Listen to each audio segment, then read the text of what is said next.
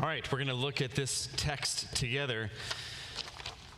In perhaps the greatest movie of all time, The Empire Strikes Back, as you all know, the hero, Luke Skywalker, has recurring visions of his friends in trouble. Maybe if you know the movie, you've seen the movie, you recall this. He's training with the Jedi Master Yoda, and Luke keeps seeing visions of Han Solo, Princess Leia, his friends, suffering in this cloud city, and he doesn't understand them, and they're very shadowy and uncertain, but still they prompt Luke to action.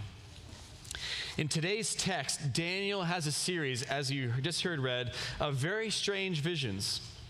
He sees things that trouble him and perplex him and alarm him and make him sick. Even though the angel Gabriel himself shows up to explain everything, Daniel doesn't get it. And I think it's quite possible that these visions are even stranger to us than they were to Daniel. But the lesson of the visions, the reason they're here, I think is pretty clear. Not that at the end of this sermon you will understand the exact meaning of everything that's said here, but the broader lesson that it is important for God's people to prepare for the future. God is sending visions to Daniel so Israel will be ready for what's coming. For what is coming will be very difficult. But God is promising here to steady his people, to give them a hope and a future, to answer all their prayers in this Messiah who is to come. So I want to look at this text in two parts. We'll first talk about turbulent history, and then secondly, durable discipleship. But I want to briefly explain the setting of this passage before we get into these visions. The opening verse tells us they occurred during the 3rd year of King Belshazzar. Now, if you've been with us for the Daniel series, that may sound familiar. Belshazzar had his his time in the spotlight back in chapter 5. That was the writing on the wall story. Belshazzar was king for about 15 years of Babylon. Kind of ruled in his father's absence, as I explained. His father had to live far away, was kind of in exile. So around year 3 of a 15-year reign, so about 12 years left in Babylon, Daniel has this vision that we are going to look at. And if you actually were here 2 weeks ago when Randy preached Daniel 7, that was from the 1st year of King Belshazzar's reign. So you're just kind of putting the timeline together for you. Babylon is still in charge. It's slowly declining. Media and Persia are gaining strength. So what does Daniel see? Look at verse 3. He sees a ram. If you're not up on farmyard things, that's a male sheep, a boy sheep. And the ram is standing on the bank of a canal, this Ulai canal. It has 2 horns, likely because it was a sheep. They're likely those kind of curled horns or whatever, both very large, one higher or larger than the other. And this male sheep is charging back and forth, running here and there, north and south and to the west. But notice in verse 4, it's not charging eastward. This will become important later. But this sheep, it's the greatest sheep of all time. It's the strongest. It's the best. No one can stand up to this ram. He's great. Later on, we find out from Gabriel this ram stands for it stands for the Medo-Persian Empire, which is the significance of the 2 horns. It's 2 nations, one animal, fight as one. But the one horn being slightly higher indicates the primacy of the Persians. They become greater than the Medes. Anyways, so this Medo-Persian Empire, it started in the east of what was at least the Mediterranean area, not the Far East, China. There's other things going on in the east, but in the Mediterranean east, and it's mainly attacking to the north and the south and to the west. So it's how their empire grew. Okay, with me so far? We got a boy sheep, the ram, Medo-Persian Empire, great, awesome, and powerful. So Daniel is considering all this. He's like, oh, that's interesting. Look at this ram charging here and there. But as he's thinking about it, if you look at verse 5, a male goat comes rocketing out of the west, racing across the whole earth. It says, moving so fast, he doesn't even touch the ground. Now, again, I'm not sure how up on barnyard things you are. If you are familiar with goats, you will know goats normally have 2 horns, right, in the usual spots. This goat is strange because verse 5 tells us he only has 1 conspicuous horn right between the eyes. And so this is great. What we have here, it has to be a goat unicorn. It has to be. A goaticorn is the only thing that can possibly explain. And a flying goaticorn. Bet you didn't expect to hear about that in church today. But this is what we have. It's the only way to sort of understand this. This goaticorn zooms across the earth, runs straight at the ram. It's angry at the ram for some reason. It talks about rage and wrath. And basically just obliterates the ram, kind of maybe stabs him with his horn. We aren't quite sure, but he breaks the horn, he kills the boy sheep, and in verse 7, now the goat-a-corn is the strongest there ever was, the greatest goat-a-corn you've ever seen, and no one can stand against him now. He's sort of in charge of the farmyard. But just at the moment the goat becomes great, the great horn, the one conspicuous unicorn horn, is broken off, and 4 horns grow in its place, each pointing in different directions. You're like, this is getting weird. Indeed, very weird. And in verse 21, Gabriel tells us what this means. Very helpful for Gabriel. He says, the goat is Greece. And we do know from history, the Greek Empire, which did in fact attack Persia out of the west, if you can picture the geography, they're on the western side of the Mediterranean, is led by Alexander the Great. And Alexander the Great, the first king of the Greek Empire, he conquered much of the Mediterranean at an extraordinary speed, which makes sense of saying this goat is flying across the face of the world. Alexander conquered almost everything he could find to conquer in a few short years. And he did, in fact, conquer the Persian Empire. But of course, what happens to Alexander, if you know your history, he dies very young. And as he dies very young, his generals gather around him. There's a story, he's on his deathbed, and they're like, Alexander, who are you leaving the kingdom to? And Alexander very famously replies, to the strongest. And then he dies. Predictably, that succession plan didn't work out great. And it led to actually his empire being broken up into 4 parts. And in Daniel's vision, these are the 4 horns of verse 8, kind of one in each direction. We are going to talk about the little horn of verse 9 to 14, kind of in my second point. But let's consider this vision for a moment. This vision predicts the next few hundred years of world history after Daniel and after Babylon with an extraordinary amount of detail. We learn about the rise of the Medes and the Persians and their relative strength to each other. We learn about the Greeks and Alexander and the 4 Greek kingdoms that come from Alexander's empire. Daniel has this vision right around 550 BC. And this vision predicts sort of the major moving points of world history until about 175 AD, almost 400 years. Do you know what the world was like 400 years ago? 400 years ago, Protestants and Catholics were fighting what became known as the 30 Years' War. That was going on. 400 years ago, the first permanent settlement was being established on the eastern coast of the United States. 400 years ago, there was a scientist named Galileo who had some new ideas about the planets. 400 years ago, the world was incredibly different. And think about how hard it would be as any human to predict all of it. 400 years ago, who would have predicted, the rise of America? America didn't even exist. The rise and fall of Nazi Germany, the rise of China, like whatever you want to point to, going to the moon. My point is that this must be a supernatural God-given vision because it has a level of detail no human is ever going to get to. It's a miraculous vision, which in turn tells us something or must mean something about God. We've talked about it a number of times in this series. I'm not going to belabor it, but it's just a clear theme of Daniel that there is a God who rules the world. There's a God who knows about the kingdoms of men, and as they rise and fall, God endures. God knows the future. He knows what empire will overtake all our current empires. And sometimes, like he does here in Daniel 8, he tells his people so they can be ready. Because the other important lesson we learn from this part of the vision is world history, it will be turbulent. Do you know that word turbulent? We use it sometimes to describe, rapids in a river like turbulent water. Turbulent means to be characterized by conflict and disorder and confusion. Basically the opposite of controlled and calm. I think it's an excellent word for history.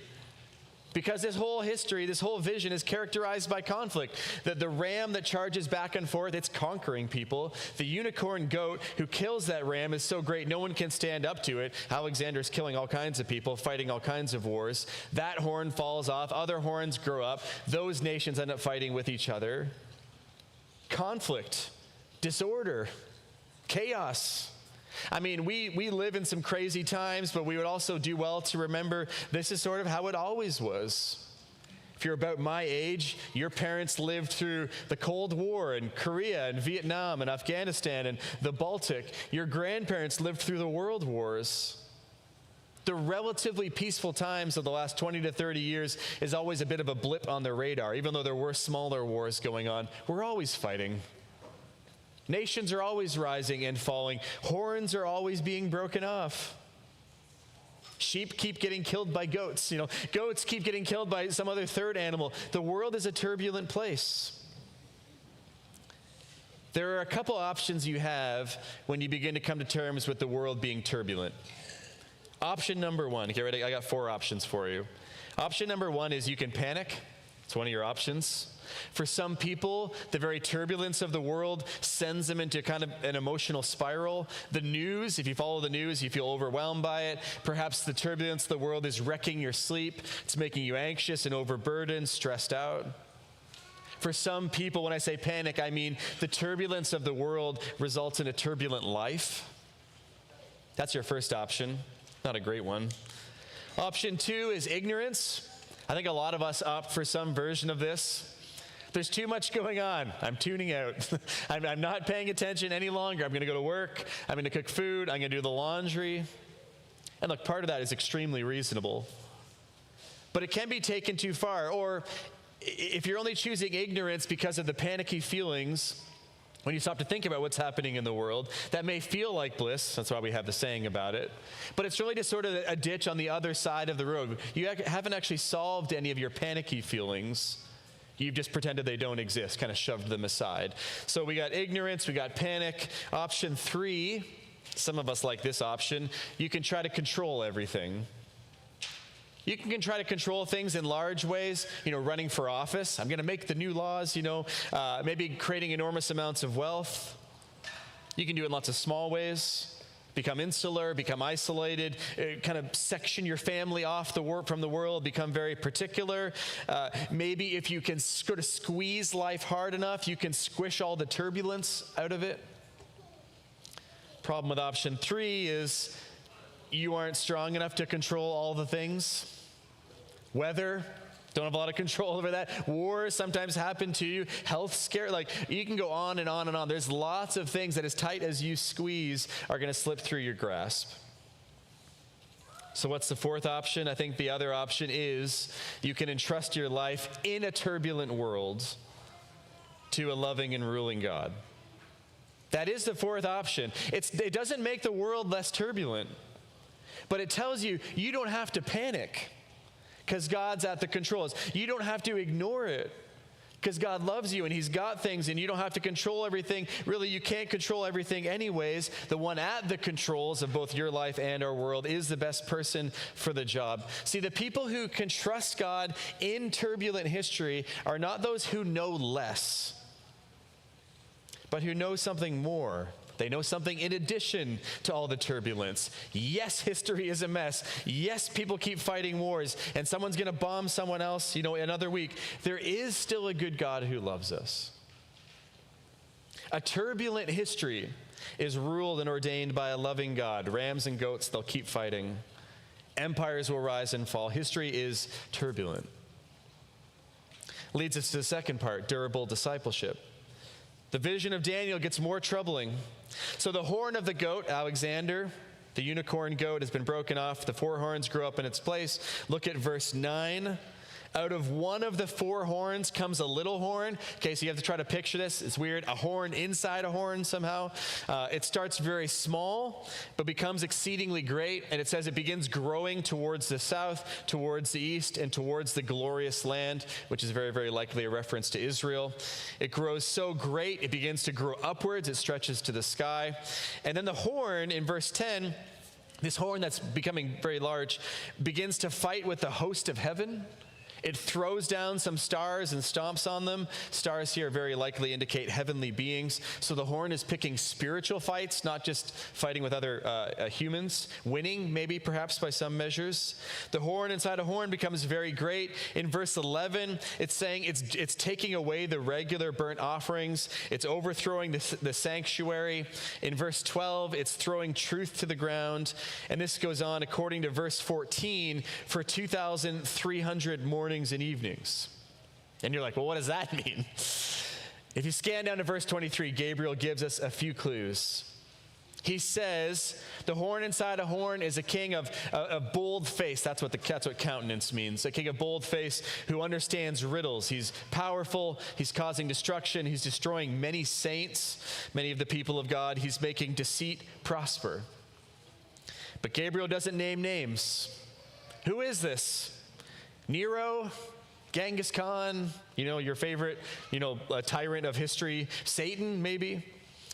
Nearly all biblical scholars agree this prophecy is about a king named Antiochus IV. Maybe you've never even heard of him. Antiochus IV, or he called himself Antiochus Epiphanes. And again, a brief history to kind of explain what happened. So Alexander dies. The Greek kingdom is split into 4 parts. For the first 100 years after Alexander's death, Israel was part of what was called Ptolemaic Egypt, basically the southwest kingdom of the Greek Empire. But then in 198, this guy named Antiochus the Great, from basically one of the other Greek kingdoms, they come and fight and defeat the Ptolemaic Egypt Empire. Basically, the East Kingdom is defeating the Southwest Kingdom. It's all on Wikipedia. You can go read about it. Antiochus the Great's son takes the throne of what's called the Seleucid Empire in 175. And Antiochus the Great's son is our guy, Antiochus IV, Antiochus Epiphanes. Now that second name, Epiphanes, is important. It means God manifest. It means God in flesh. Antiochus wasn't given that name. He chose it for himself. And you might think, well, yeah, he acted like it. He was a horrific tyrant.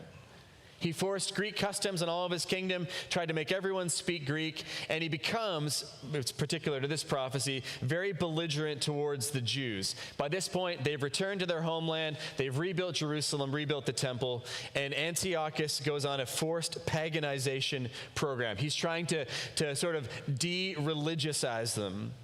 He abolishes temple worship. He forbids keeping the Jewish law. Sabbath observance is punishable by death. Circumcision is punishable by death. He won't let the Jews use the temple. He sets up an altar to Zeus in the temple, sacrifices pigs on it, obviously abhorrent to Jews. He puts pagan objects in the Holy of Holies, steals all the treasures from the temple. Antiochus has this unbelievably violent and cruel and ruinous reign. And if you know some history, it's what leads to the Maccabean revolts. But biblical scholars will tell you, this is who the vision of 9-14 was pointing at. This is the horn that's fighting with heaven. It's overthrowing the sanctuary. It's messing up the burnt offerings. It's throwing truth to the ground. This king of bold face, of bold countenance, who is trying to trample Jewish religion underfoot. And I think a lot of us, when hearing of such a dire prophecy, would be like, well, why does God allow that to happen? But Daniel actually hears a different question. In verse 13, another voice asks, how long? And Gabriel says this sort of cryptic number, 2,300 evenings and mornings, which can either mean 2,300 days, or if each morning counts for one and each evening counts for one, then 1,150 days, 3-ish years or 6-ish years. Now, what are we supposed to do with this?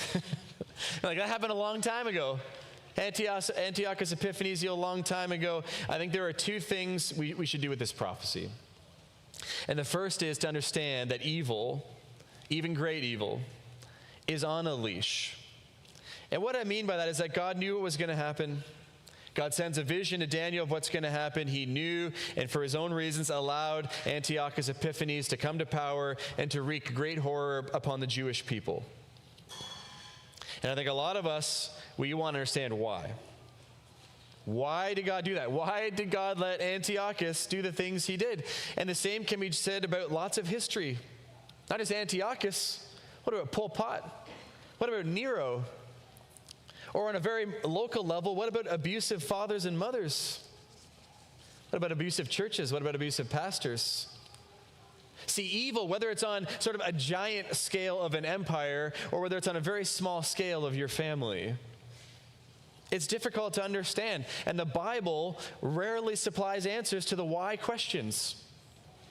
It is disinterested most of the times in giving us the why. And so I want you to know that it's okay if you don't get why, because the Bible doesn't say why. It's okay to be perplexed by the why questions. Daniel clearly is. He's disturbed by it. But the Bible does answer the how long question. This obscure number of 2,300 evenings and mornings, it just tells us there's a time limit to evil. It's not going to go on forever.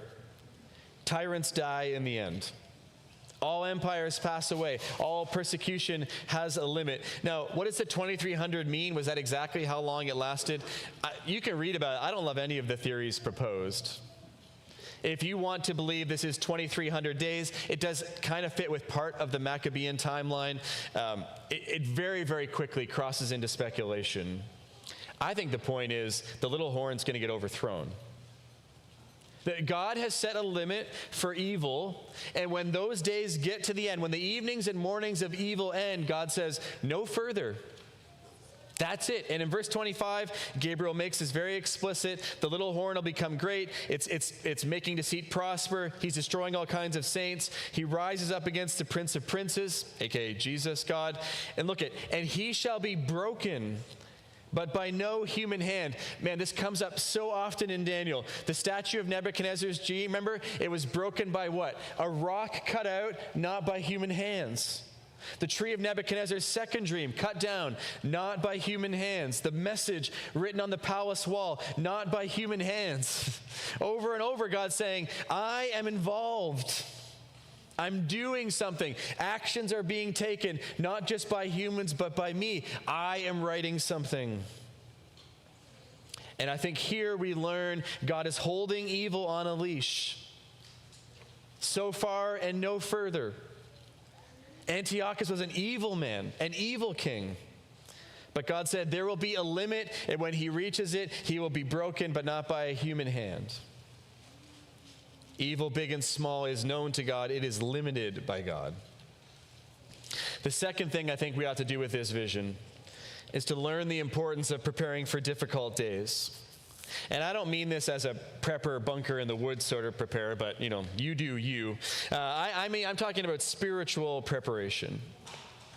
I was thinking about this a lot as I prepared for today. Why did God give Daniel this vision? Like just knowledge for the sake of knowledge? I think really the only biblical conclusion we can reach is this vision was given so the people can be prepared. In a kind of parallel passage in Mark 13, Jesus is talking about all the difficult things to come for his disciples. He says, the people of God, you're going to be dragged in front of councils and governments. Families will betray each other. There's going to be something, Jesus says, called an abomination that causes desolation. It's going to surround and destroy Jerusalem. There's going to be havoc and death and destruction. There'll be wars and rumors of wars. Earthquakes are going to happen. Strange occurrences in creation. Jesus goes on and on and on and on and on about this. Very similar ideas to Daniel. And the phrase that Jesus keeps repeating in the midst of sort of this long speech about the end times is, Jesus tells his disciples, be on your guard, watch out, pay attention, endure to the end. The point of being told all these bad things in advance, Jesus keeps saying, is so that they'll be ready.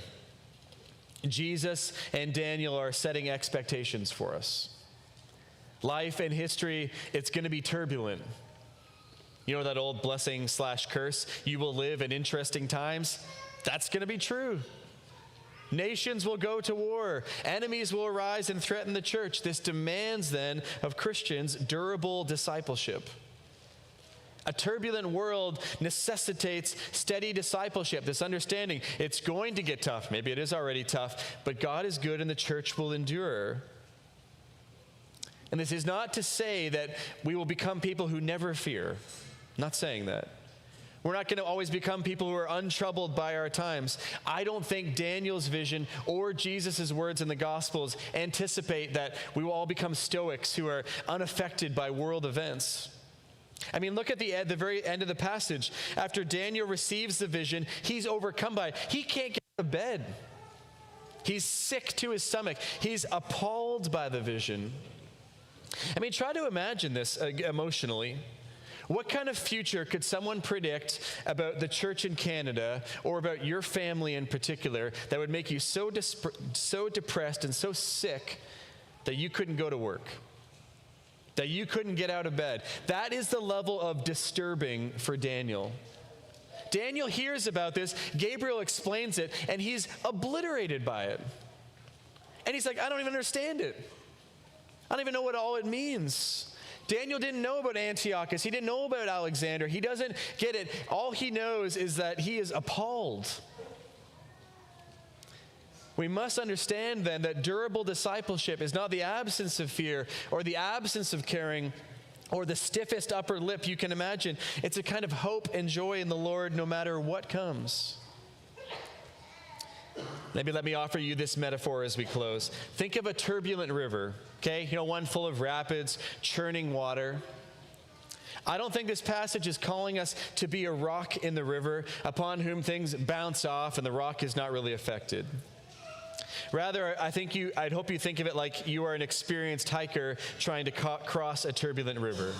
And an experienced hiker, if they come upon a river that they need to cross, they scout it, they pick their route carefully, maybe they throw one of those lines across, give them something else to hold on to, and they anticipate the force of the water and lean against the current so they won't be swept away when they cross. Daniel is telling us, Jesus tells us later, turbulent times are ahead. You're going to have to cross through them. There's no way around. The only way is through. So know them, expect them, prepare for them, understand, and remember there is a God who loves you. There's a God who will preserve you. There's a God who has evil on a leash. The Prince of Princes has thrown down evil. So you can take heart. He will be with you to the end, whatever that end is. May God have mercy on us. Let's pray together.